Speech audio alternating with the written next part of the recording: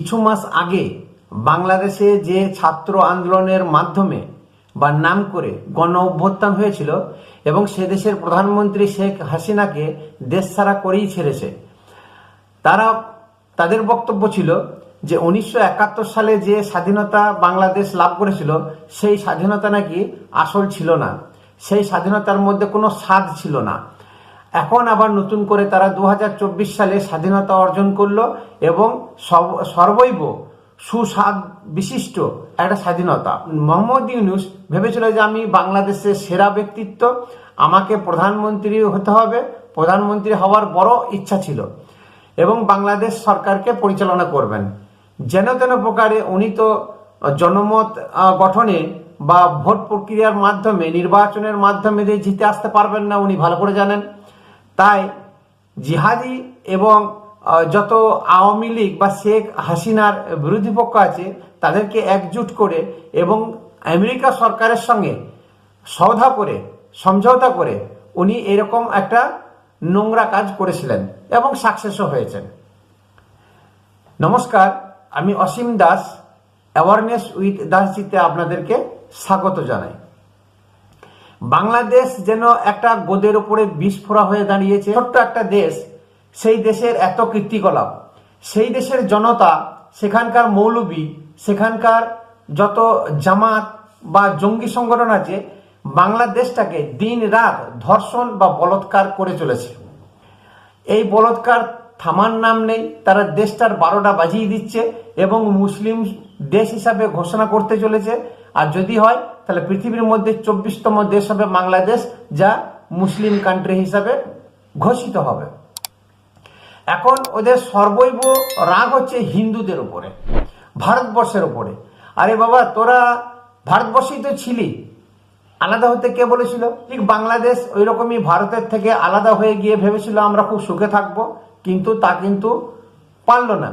আজ বহুদিন ধরে স্বাধীনতার আগে, 1947-এর আগে থেকেই ওখানে জঙ্গিপনা ছিল এবং আছে। এই জঙ্গিপনা মনোভাবের জন্য দেশটা ছিন্ন ভিন্ন হয়ে গেছে এবং প্রতিনিয়ত বলৎকার করে যাচ্ছে।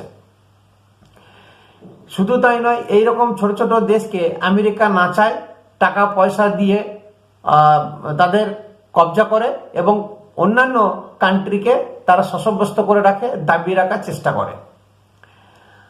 আবার নাকি বাংলাদেশে নতুন করে অভ্যুত্থান শুরু হচ্ছে, আবার ছাত্র আন্দোলন, পথে নেমেছে জনতা। তারা নাকি এই সরকার চায় না। এই সব থেকে বড় ব্যাপার হচ্ছে ওখানকার সংখ্যালঘু যে হিন্দু এবং বিশেষ করে ইস্কন মন্দির ওরা টার্গেট করেছে। প্রতিনিয়ত হিন্দুদের বাড়ি ঘর লুট করা, জ্বালিয়ে দেওয়া, মন্দির মসজিদ ভেঙে দেওয়া, মূর্তি ভেঙে দেওয়া, এসব কাজ চলছে। এই ফাঁকে ওখানকার যত হিন্দু সম্প্রদায় হোক আর মুসলিম সম্প্রদায় হোক, যারা শেখ হাসিনার সমর্থক, তারাও বিশেষ করে হিন্দুর থেকে এখন মুসলিমরা ভারতের উদ্দেশ্যে পাড়ি দিয়েছে। আর লাগাতার 14-15 বছর ধরে পশ্চিমবঙ্গের মাধ্যমে ভারতবর্ষে ঢুকছে। 21শে জুলাই আমাদের মুখ্যমন্ত্রী মমতা ব্যানার্জি ভাষণ দেওয়ার সময় উনি বলেছিলেন যে পার্শ্ববর্তী দেশে যদি এরকম কিছু অশান্তি হচ্ছে তা আমরা মানবিক হতে পারবো না কেন? তো উনি মানবিক হয়েছেন, উনি মলম লাগাচ্ছেন। আজকে দেখুন যে কলকাতা জুড়ে, বিশেষ করে এখন ধরা পড়ছে যে বালিগঞ্জে গুলশান কলোনিতে প্রচুর বাংলাদেশি উঠেছে। এই বাংলাদেশিরা শুধু যে আসছে বসছে তা নয়, আপনার আমার জমি দখল করবে, ঘর দখল করবে, সম্পত্তির আধিপত্য খাটাবে। যত চাষযোগ্য জমি আছে আমাদের সারা পশ্চিমবাংলাতে, সেই জমি তারা আস্তে আস্তে দখল করবে। মুসলিম সম্প্রদায়ের ফ্যামিলিতে ঢুকে তারা একটা বিদ্রোহ করবে, নানা রকমের অশান্তি সৃষ্টি করবে। চুরি ডাকাতি থেকে শুরু করে বোম মারা থেকে শুরু করে সব দিকেই বাংলাদেশিরা সিদ্ধহস্ত। বেশ কিছু বাংলাদেশি, বেশিরভাগ তারা এসে হাওড়াতে, শিয়ালদাতে ট্রেন ধরে সুদূর বোম্বেতে আর বিশেষ করে দক্ষিণ ভারতে পাড়ি দিচ্ছে। এবং কেরালাতে এত পরিমাণে বাংলাদেশি মুসলিম ওখানে জমা হয়েছে, আর কিছুদিনের মধ্যে সবার আগে কেরালা একটা মুসলিম রাজ্য ঘোষিত হবে। তাহলে বুঝতে পারছেন ঝাড়খণ্ডের কি অবস্থা। ঝাড়খণ্ডের বেশিরভাগই আদিবাসী সম্প্রদায় বাস করে আমরা জানি, আর আদিবাসী সম্প্রদায়ের বন জঙ্গল প্রচুর, নদী পাহাড়, এগুলো আদিবাসী সম্প্রদায়ের সম্পত্তি, ওদের দখলে। তাহলে তারা কি বুদ্ধি লাগিয়েছে না, সোজা বাংলাদেশ থেকে এসে মানে পশ্চিমবঙ্গ টপকে ঝাড়খণ্ডে গিয়ে আশ্রয় নিচ্ছে এবং ঝাড়খণ্ডে আদিবাসী মহিলাদেরকে বিয়ে করে সেই আদিবাসী মহিলাদের সম্পত্তি কবজা করছে। এখানকার আধার কার্ড, ভোটার কার্ড সবই সংগ্রহ করছে এবং এই ঝাড়খণ্ড এবং আমাদের পশ্চিমবঙ্গের বুকে থেকে তারা তাণ্ডব লীলা শুরু করছে। তাহলে বুঝতে পারছেন যে বাংলাদেশি সে হিন্দু হোক আর মুসলিম হোক, এরা কিন্তু সেই বিষ ফোড়ার মতো, এরা যেখানেই যাবে সেই জায়গাটাকে দূষিত করে ফেলবে। বাংলাদেশে গণতন্ত্র বলে তো নেই, পাকিস্তানের গণতন্ত্র বলে তো কিছু নেই, সেখানের কি অবস্থা আমরা দেখতে পাচ্ছি। ধীরে ধীরে আমাদের ভারতের যে গণতান্ত্রিক পরিকাঠামো, যে জনবিন্যাস, সেটুকু কিন্তু এরা নষ্ট করে ফেলবে। তার কারণ আমরা পশ্চিমবঙ্গবাসী উদাসীন, আমাদের দয়া মায়া সব থেকে বেশি, আমরা ভীত, আমরা লড়াই করতে জানি না, আমরা প্রতিবাদ করতে জানি না, যেখানে প্রতিবাদ করার দরকার সেখানে আমরা করি না। আজকে পশ্চিমবঙ্গ তথা ভারতবর্ষের যত নিজেদেরকে সেকুলার বলে, ধর্ম নিরপেক্ষ বলে, সেই সমস্ত পার্টি তাদের নিজের ভোট ব্যাংক বাঁচাবার জন্য বিশেষ করে মুসলিম সম্প্রদায়কে তোষণ করা থেকে শুরু করে, তেল লাগানো থেকে শুরু করে প্রত্যেকটি কাজই তারা করে যাচ্ছে। তাদের মধ্যে মমতা ব্যানার্জি হচ্ছে অন্যতম।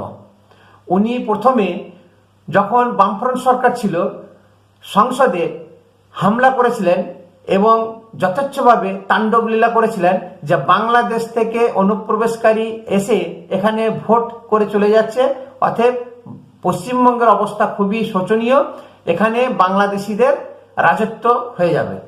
আজকে উনি কি করছেন? আজকে উনি কমিউনিস্টের থেকেও আরো খারাপ কাজ করছেন। উনি নিজে ডেকে ডেকে নিয়ে আসছেন, সঙ্গে সঙ্গে ভোটার কার্ড বানাচ্ছেন, আধার কার্ড বানিয়ে দিচ্ছেন, তাদের সুযোগ সুবিধা করে দিচ্ছেন। আবাস যোজনা টাকা আমাদের বর্ধমান, মেদিনীপুর, পুরুলিয়া, বীরভূম, বাঁকুড়া আর অন্যান্য ডিস্ট্রিক্টের মানুষেরা পাচ্ছে না, সেই ভাগ দিচ্ছে বাংলাদেশ থেকে মানুষ নিয়ে এসে খাসের জায়গা দিয়ে তাদেরকে দিচ্ছে, ঘর বাড়ি বানিয়ে দিচ্ছে। তাহলে চিন্তা করুন, উনি কি শুধু মুসলিম সম্প্রদায়ের ভোটে মুখ্যমন্ত্রী হয়েছেন? হিন্দুরা কি ভোট দেননি? কিছু আমাদের বেশ কিছু হিন্দুরও দোষ আছে, সামান্য কিছু উপঢৌকন, লক্ষ্মীর ভান্ডার, কৃষক ভাতাতে তারা আশ্বস্ত। তারা জানে না যাদের 2 বিঘে জমি আছে বা 50-60 বিঘে 80 বিঘে জমি আছে, বিশেষ করে বর্ধমান, মেদিনীপুর, বাঁকুড়াতে, সেই জমি যে দখল হবে, সেই জমির শস্য যে তারা পরবর্তীকালে তুলতে পারবে না, এটা তাদের ভেবে দেখা উচিত। বাংলাদেশ থেকে যত মুসলিম জামাতি এসে দেখবেন আপনাদের জমি জায়গা সব দখল করে নিচ্ছে, আপনাদের হাতে বাটি ধরিয়ে দেবে এবং বাড়ি থেকে ঘাট ধরে বার করে দেবে। আর মুসলিম সম্প্রদায় যদি পশ্চিমবঙ্গের মুসলমানরা ভাবে যে আমাদের জাতি ভাইরা আসছে, আমরা জিতে যাব, আমরা ঠিক থাকবো, কোনোদিন না। সবার আগে আপনার বউ, আপনার বোন, আপনার মেয়েদেরকে কবজা করবে, আপনার বাড়িতে থাকবে, আপনার জমি দখল করবে সবার আগে, তারপরে হিন্দু সম্প্রদায় বা অন্যান্য জায়গায় সে দখল সৃষ্টি করবে। প্রতিবাদ সবাইকে সম্মিলিতভাবে করে দেওয়া উচিত বা করা উচিত। আজকে আপনাদের ভাতের থালায় থাবা বসাচ্ছে কিন্তু বাংলাদেশিরা। এই বাংলাদেশ ছোট্ট দেশ হলেও এই বাংলাদেশকে নিয়ে আমেরিকাও কিন্তু চিন্তিত। আর ওই আমেরিকার প্রাক্তন প্রেসিডেন্ট জো বাইডেন এখানে গণ অভ্যুত্থান উঠিয়ে শেখ হাসিনাকে সরিয়েছিলেন। আজকে বর্তমান যিনি হবু প্রেসিডেন্ট ডোনাল্ড ট্রাম্প, উনি কিন্তু বাংলাদেশ নিয়ে চিন্তিত। অলরেডি উনি ওয়ার্নিং দিয়েছেন, ওখানকার সংখ্যালঘু হিন্দু, বৌদ্ধ এবং খ্রিস্টান সম্প্রদায়ের উপরে যদি আক্রমণ বা কোনো রকমের অত্যাচার হয় উনি দেখে নেবেন, এরকম কথাও তিনি বলেছেন। আর বিশেষ করে ডোনাল্ড ট্রাম্প, উনি জঙ্গি বিরোধী এবং মুসলিম বিরোধী। অতএব বাংলাদেশের ভাবার সময় এসেছে। ওনারা দেশটাকে সকাল থেকে সন্ধ্যা পর্যন্ত বলাৎকার করতে দেবেন, লুট করতে দেবেন, না পরাশ্রয়ে বাঁচবেন, না পরাধীন হয়ে থাকবেন? তো ভারতের প্রতি নজর দেওয়াটা বন্ধ করুক। আর ভাবছে যে ধীরে ধীরে ধীরে ধীরে আমরা পচাবো, কবজা করব, ভারতকে দখল করব, হয়তো পচিয়ে দেবে। সেই ঘাকে কিভাবে নিরাময় করতে হয় ভারত সেটা কিন্তু জানে। আজকে ভারতের দান, ভারত যদি না থাকতো এই বাংলাদেশ পাকিস্তানের অন্তর্গতই হয়ে থাকতো। আজকে সেই পুনরায় পাকিস্তানিরা আবার বাংলাদেশ দখল করার চেষ্টা করছে। যে বাঙালিরা বাংলা ভাষীরা আছে তারা সাবধান। নমস্কার। ভিডিওটা যদি ভালো লাগে অবশ্যই লাইক, শেয়ার এবং সাবস্ক্রাইব করবেন।